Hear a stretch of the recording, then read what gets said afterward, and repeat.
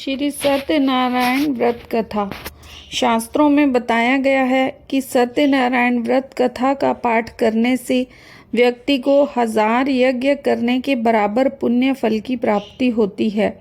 इस कथा में भगवान विष्णु के सत्य स्वरूप के बारे में बताया गया है। इस कथा का पाठ करने से घर में सुख समृद्धि का वास होता है और भगवान विष्णु की कृपा बनी रहती है। तो प्रेम से बोलें, श्री सत्यनारायण भगवान की जय, लक्ष्मी माता की जय। सत्यनारायण व्रत कथा का पहला अध्याय। एक समय की बात है, नैमिषारण्य तीर्थ में शौनकादि 88,000 ऋषियों ने श्री सूत जी से पूछा, हे प्रभु, इस कलयुग में वेद विद्या रहित मनुष्यों को प्रभु भक्ति किस प्रकार मिल सकती है तथा उनका उद्धार कैसे होगा। हे मुनि श्रेष्ठ, कोई ऐसा तप बताइए जिससे थोड़े समय में ही पुण्य मिले और मन वांछित फल भी मिल जाए। इस प्रकार की कथा सुनने की हम इच्छा रखते हैं।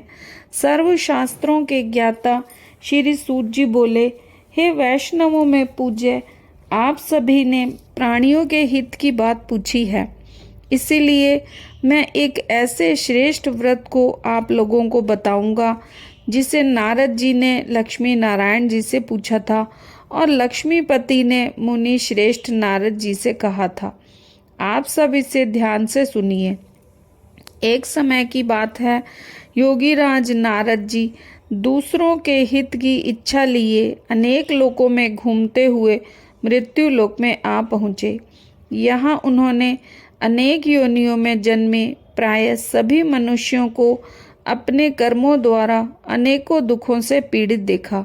उनका दुख देखकर नारद जी सोचने लगे कि कैसा यत्न किया जाए जिसके करने से निश्चित रूप से मानव के दुखों का अंत हो जाए।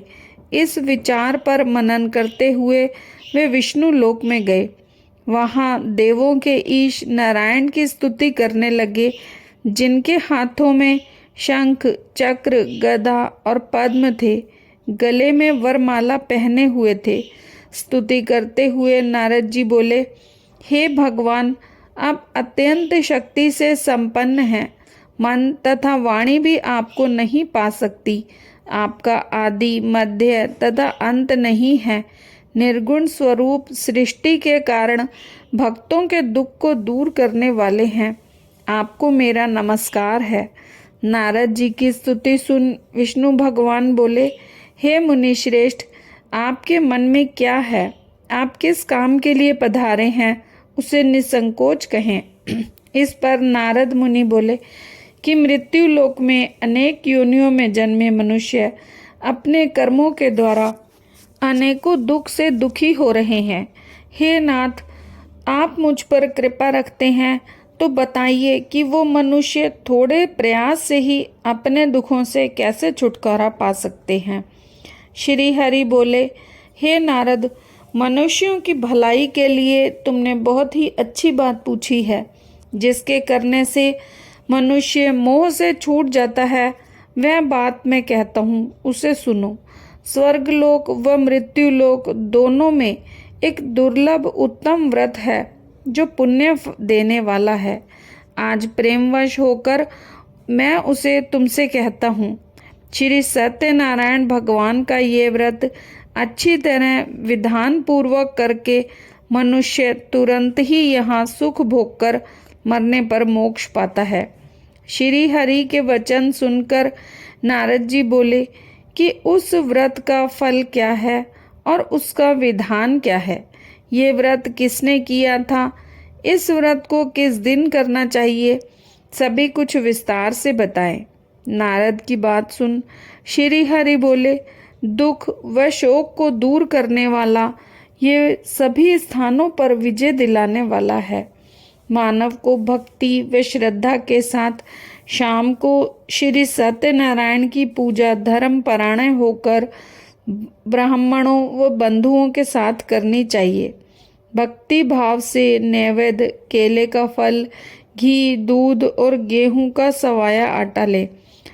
गेहूं के स्थान पर साठी का आटा, शक्कर तथा गुड़ लेकर भी सभी भक्षण योग्य पदार्थों को मिलाकर भगवान का भोग लगाएं। ब्राह्मणों सहित बंधु बांधवों को भी भोजन कराएं, उसके बाद ही स्वयं भोजन करें। भजन कीर्तन के साथ भगवान की भक्ति में लीन हो जाएं। इस तरह से सत्यनारायण भगवान का ये व्रत करने पर मनुष्यों की सारी इच्छाएं निश्चित रूप से पूरी होती हैं। इस कलिकाल अर्थात कलयुग में मृत्यु लोक में मोक्ष का यही एक सरल उपाय बताया गया है। श्री सत्यनारायण व्रत कथा का पहला अध्याय संपूर्ण। बोलिए श्री सत्यनारायण भगवान की जय। श्री सत्यनारायण भगवान की व्रत कथा का दूसरा अध्याय। सूत जी बोले, हे ऋषियों, जिसने पहले समय में इस व्रत को किया था उसका इतिहास कहता हूँ, ध्यान से सुनो। सुंदर काशीपुर नगरी में एक अत्यंत निर्धन ब्राह्मण रहता था। भूख प्यास से परेशान वह धरती पर घूमता रहता था। ब्राह्मणों से प्रेम करने वाले भगवान ने एक दिन ब्राह्मण का वेश धारण कर उसके पास जाकर पूछा, हे विप्र, नित्य दुखी होकर तुम पृथ्वी पर क्यों घूमते हो? दीन ब्राह्मण बोला, मैं निर्धन ब्राह्मण हूँ, भिक्षा के लिए धरती पर घूमता हूँ। हे भगवान, यदि आप कोई उपाय जानते हो तो बताइए। वृद्ध ब्राह्मण कहता है कि सत्यनारायण भगवान मनोवांछित फल देने वाले हैं, इसलिए तुम उनका पूजन करो। इसे करने से मनुष्य सभी दुखों से मुक्त हो जाता है। वृद्ध ब्राह्मण बनकर आए सत्यनारायण भगवान उस निर्धन ब्राह्मण को सारा व्रत का विधान बताकर अंतर्ध्यान हो गए। ब्राह्मण मन ही मन सोचने लगा कि जिस व्रत को वृद्ध ब्राह्मण करने को कह गए हैं, मैं उसे जरूर करूँगा। यह निश्चय करने के बाद उसे रात में नींद नहीं आई। वह सवेरे उठकर सत्यनारायण भगवान की व्रत का निश्चय कर भिक्षा के लिए चला गया। उस दिन ब्राह्मण को भिक्षा में बहुत सारा धन मिला, जिससे उसने बंधु बांधवों के साथ मिलकर श्री सत्यनारायण भगवान का व्रत संपन्न किया। भगवान सत्यनारायण का व्रत संपन्न करने के बाद वह ब्राह्मण सभी दुखों से छूट गया और अनेक प्रकार की संपत्तियों से युक्त हो गया। उसी समय से ये ब्राह्मण हर माह इस व्रत को करने लगा। इस तरह सत्यनारायण भगवान के व्रत को जो मनुष्य करेगा वह सभी प्रकार के पापों से छूटकर मोक्ष को प्राप्त होगा। जो मनुष्य इस व्रत को करेगा वह सभी दुखों से मुक्त हो जाएगा। सूत जी बोले, इस तरह नारद जी से नारायण जी का कहा हुआ श्री सत्यनारायण व्रत को मैंने तुमसे कहा। हे विप्रो, अब मैं और क्या कहूँ? ऋषि बोले, मुनिवर, संसार में उस विप्र से सुनकर और किस किस ने इस व्रत को किया, हम सब इस बात को सुनना चाहते हैं। इसके लिए हमारे मन में श्रद्धा का भाव है। सूत जी बोले, हे मुनियों, जिसने इस व्रत को किया है वह सब सुनो। एक समय वही विप्र धन व ऐश्वर्य के अनुसार अपने बंधु बांधवों के साथ इस व्रत को करने को तैयार हुआ। उसी समय एक लकड़ी बेचने वाला बूढ़ा आदमी आया और लकड़ियां बाहर रखकर अंदर ब्राह्मण के घर में गया। प्यास से दुखी व लकड़हारा उनको व्रत करते देख विप्र को नमस्कार कर पूछने लगा कि आप ये क्या कर रहे हो? तो उन्होंने बताया कि व्रत कर रहा हूँ तथा इसे करने से क्या फल मिलेगा, कृपया मुझे भी बताएं। ब्राह्मण ने कहा, सब मनोकामनाओं को पूरा करने वाला ये सत्यनारायण भगवान का व्रत है। इनकी कृपा से ही मेरे घर में धन धान्य की वृद्धि हुई है। विप्र से व्रत के बारे में जानकर लकड़हारा बहुत प्रसन्न हुआ। चरणामृत और प्रसाद खाने के बाद वह अपने घर गया। लकड़हारे ने मन में संकल्प किया कि आज लकड़ी बेचने से जो धन मिलेगा उसी से मैं सत्यनारायण भगवान का उत्तम व्रत करूँगा। मन में इस विचार को ले बूढ़ा आदमी सिर पर लकड़ियाँ रखकर उस नगर में बेचने गया जहाँ धनी लोग रहते थे। उस नगर में उसे अपनी लकड़ियों का दाम पहले से 4 गुना अधिक मिला। बूढ़ा प्रसन्नता के साथ दाम लेकर केले, शक्कर, घी, दूध, दही और गेहूं का आटा ले और सत्यनारायण भगवान के व्रत की अन्य सामग्रियां ले अपने घर आया। वहां उसने अपने बंधु बांधवों को बुलाकर विधि विधान से सत्यनारायण भगवान का पूजन और व्रत किया। इस व्रत के प्रभाव से वह बूढ़ा लकड़हारा धन, पुत्र आदि से युक्त होकर संसार के समस्त सुख भोग अंतकाल में बैकुंठ धाम को चला गया। श्री सत्यनारायण व्रत कथा का 2 अध्याय संपूर्ण। प्रेम से बोलिए श्री सत्यनारायण भगवान की जय। सत्यनारायण भगवान की व्रत कथा का 3 अध्याय। सूत जी बोले, हे श्रेष्ठ मुनियों, अब मैं आगे की कथा कहता हूँ। पहले समय में उल्कामुख नाम का एक बुद्धिमान राजा था। वह सत्यवक्ता और जितेंद्रिय था। प्रतिदिन देव स्थानों पर जाता और निर्धनों को धन देकर उनके कष्ट दूर करता।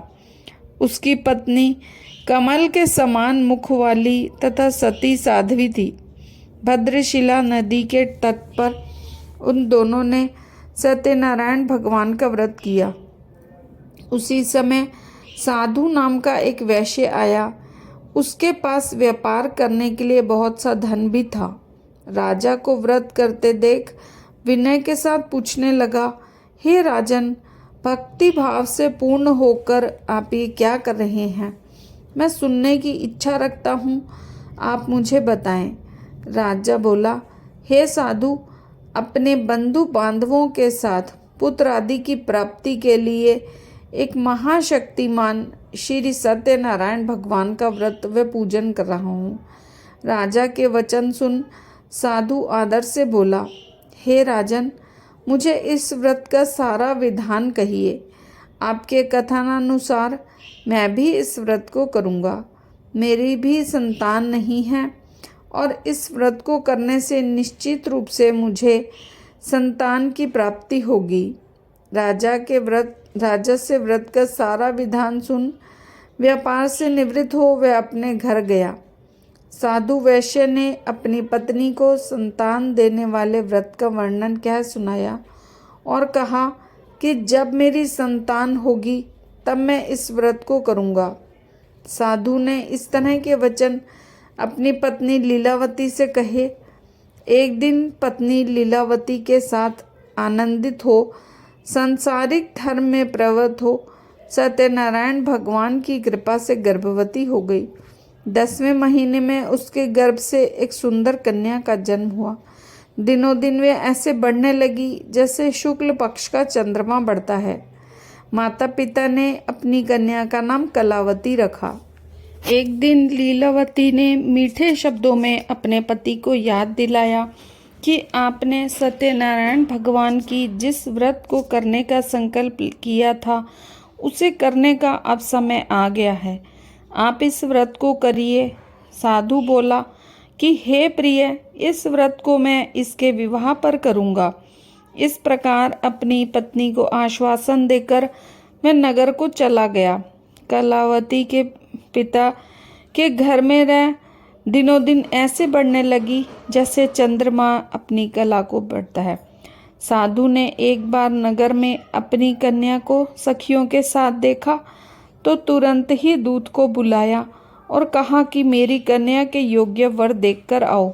साधु की बात सुन दूत कंचन नगर में पहुंचा और वहां देखभाल कर लड़की के सुयोग्य वाणिक पुत्र को ले आया।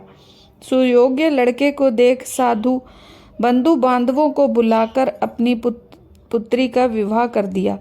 लेकिन दुर्भाग्य की बात कि साधु ने अभी भी श्री सत्यनारायण भगवान का व्रत नहीं किया। इस पर श्री भगवान क्रोधित हो गए और शाप दिया कि हे साधु, तुझे अत्यधिक दुख मिले। अपने कार्य में कुशल साधु बनिया जमाई को ले समुद्र के पास स्थित हो रत्नापुर सार नगर में गया। वहां जाकर दामाद ससुर दोनों ने मिलकर चंद्रकेतु राजा के नगर में व्यापार करने लगे।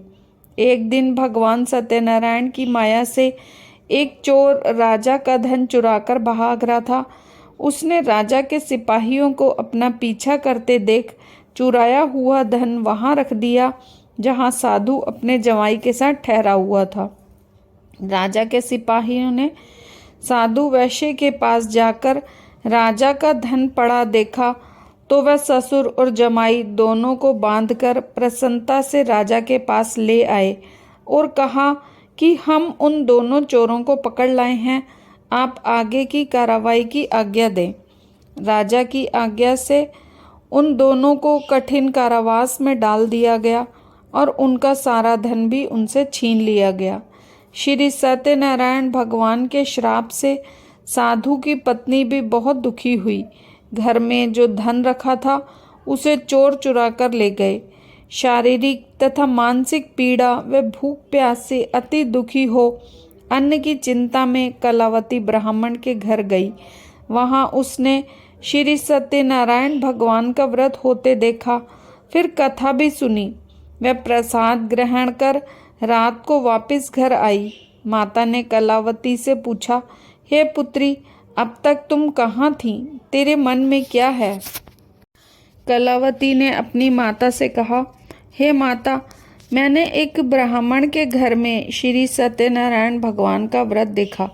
कन्या के वचन सुन लीलावती भगवान के पूजन की तैयारी करने लगी। लीलावती ने परिवार व बंधुओं सहित सत्यनारायण भगवान का पूजन किया और उनसे वर मांगा कि मेरे पति तथा जमाई शीघ्र घर आ जाएं। साथ ही प्रार्थना की कि हम सबके अपराध क्षमा करें। श्री सत्यनारायण भगवान इस व्रत से संतुष्ट हो गए और राजा चंद्रकेतु को सपने में दर्शन दे कहा कि हे राजन, तुम दोनों वैश्यों को छोड़ दो और तुमने उनका जो धन लिया है उसे वापस कर दो। अगर ऐसा नहीं किया तो मैं तुम्हारा धन, राज्य व संतान सभी को नष्ट कर दूंगा। राजा को यह सब कह वह अंतर्ध्यान हो गए। प्रातःकाल में राजा ने अपना सपना सुनाया, फिर बोले कि वणिक पुत्रों को कैद से मुक्त कर सभा में लाओ। दोनों ने आते ही राजा को प्रणाम किया। राजा मीठी वाणी में बोला, हे महानुभावों, भाग्यवश ऐसा कठिन दुख तुम्हें प्राप्त हुआ है, लेकिन अब तुम्हें कोई भय नहीं है। ऐसा कह राजा ने उन दोनों को नए वस्त्र आभूषण पहनाए और जितना उनका धन लिया था उससे दुगना धन वापस कर दिया। दोनों वैश्य अपने घर को चल दिए। श्री सत्यनारायण व्रत कथा का 3रा अध्याय संपूर्ण। बोलिए श्री सत्यनारायण भगवान की जय। सत्यनारायण भगवान की व्रत कथा का 4था अध्याय। सूत जी बोले, वैश्य ने मंगलाचार कर अपनी यात्रा आरंभ की और अपने नगर की ओर चल दिए। उनके थोड़ी दूर जाने पर एक दंडी वेशधारी श्री सत्यनारायण ने उनसे पूछा, हे साधु, तेरी नाव में क्या है? वणिक हंसता हुआ बोला, हे दंडी, आप क्यों पूछते हो? क्या धन लेने की इच्छा है? मेरी नाव में तो बेल व पत्ते भरे हुए हैं। वैश्य के कठोर वचन सुन भगवान बोले, तुम्हारा वचन सत्य हो। दंडी ऐसे वचन कह वहां से दूर चले गए। कुछ दूर जाकर समुद्र के किनारे बैठ गए। दंडी के जाने के बाद साधु वैश्य ने नित्य क्रिया के पश्चात नाव को ऊंची उठते देख अचंभा माना और नाव में बेल पत्ते आदि देख मूर्छित हो जमीन पर गिर पड़ा। मूर्छा खुलने पर वह अत्यंत शोक में डूब गया। तब उसका दामाद बोला कि आप शोक न मनाएं, ये दंडी का शाप है, इसीलिए हमें उनकी शरण में जाना चाहिए, तभी हमारी मनोकामना पूरी होगी। ब्राह्मण की बात सुन दामाद दंडी के पास पहुंचा और अत्यंत भक्ति भाव से नमस्कार कर बोला, मैंने आपसे जो असत्य वचन कहे थे उनके लिए मुझे क्षमा कर दें। ऐसा कह महान शोकातुर हो रोने लगा। तब दंडी भगवान बोले, हे वणिक पुत्र, मेरी आज्ञा से बार बार तुम्हें दुख प्राप्त हुआ है। तू मेरी पूजा से विमुख हुआ।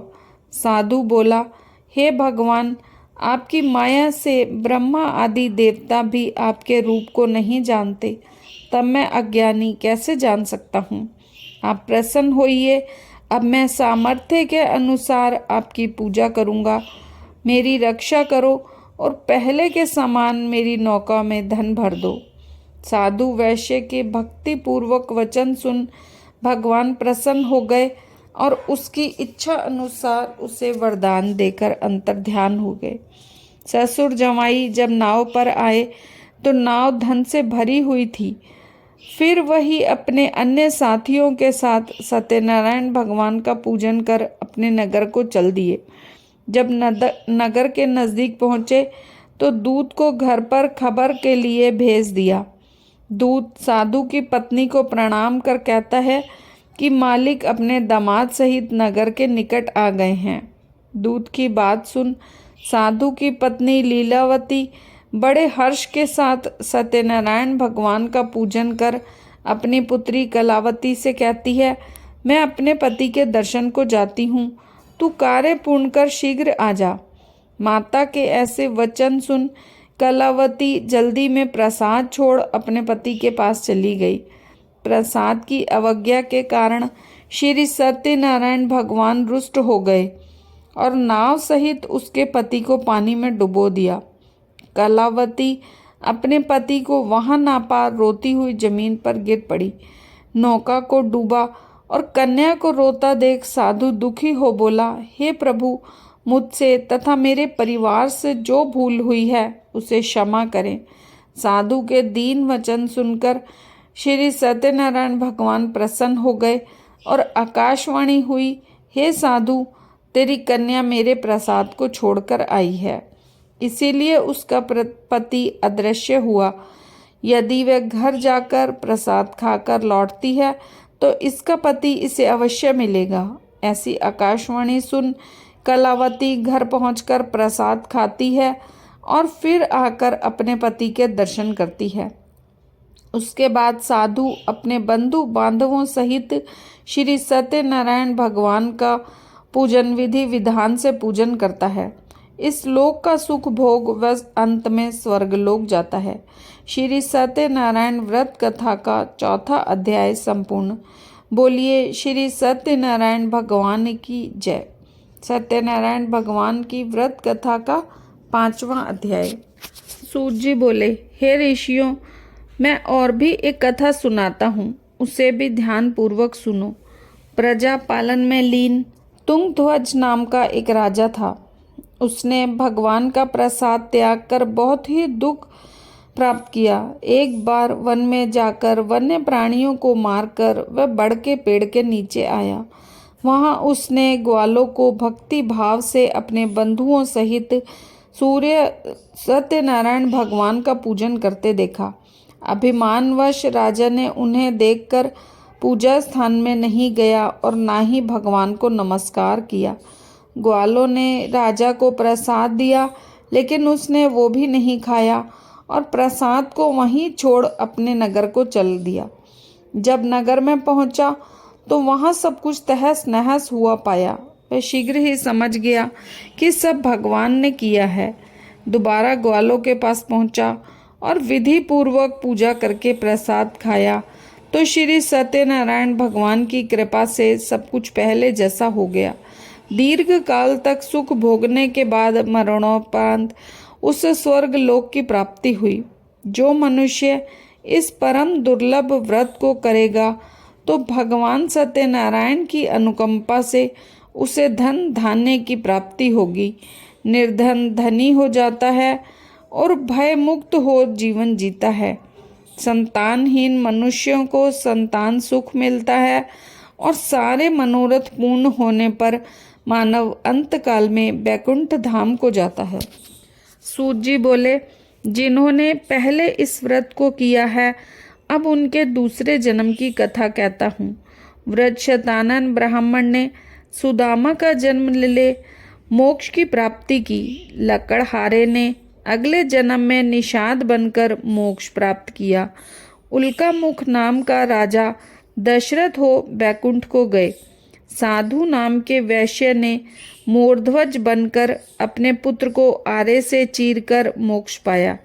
महाराज तुंगध्वज ने स्वयंभू होकर भगवान में भक्ति युक्त हो कर्म कर मोक्ष पाया। श्री सत्यनारायण व्रत कथा का 5वां अध्याय संपूर्ण। बोलिए श्री सत्यनारायण भगवान की जय।